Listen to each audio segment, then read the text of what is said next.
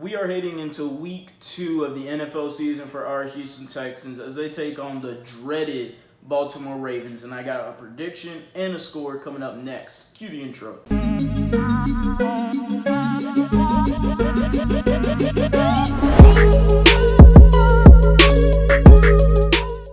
Welcome back, everybody, to a brand new episode of The Lead. Your host, as always, Harley Dugan, and we're going to jump right into it, guys. I'm going to be rattling off a few key points I think the Houston Texans can do for having an outside chance of winning this game. Yes, I said beating the Baltimore Ravens. It's an outside chance, though. Don't get too hyped, okay?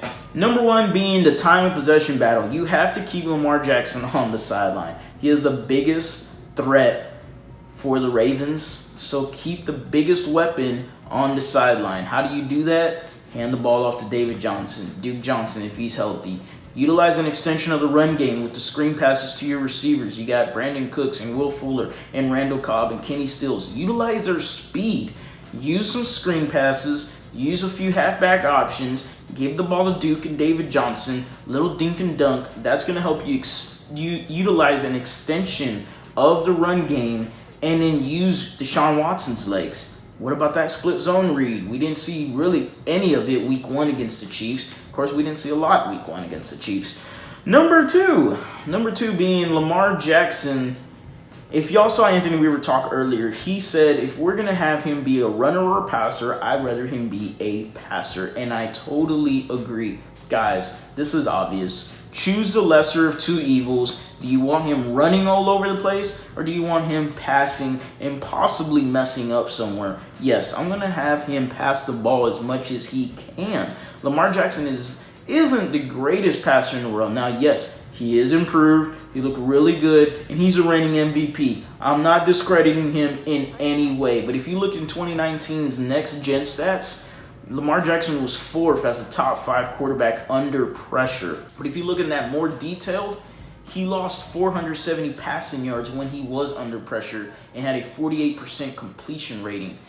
So that means all he did was really just run the ball more because he is a run-first quarterback, not a pass-first, run later. So how do you stop this? Look, all of these points are easier said than done.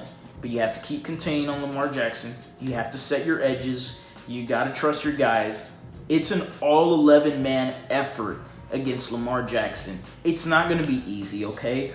This isn't supposed to be just a playground game and who cares what happens. No, this isn't an all 11-man effort on Lamar Jackson. Then number three, I need to happen.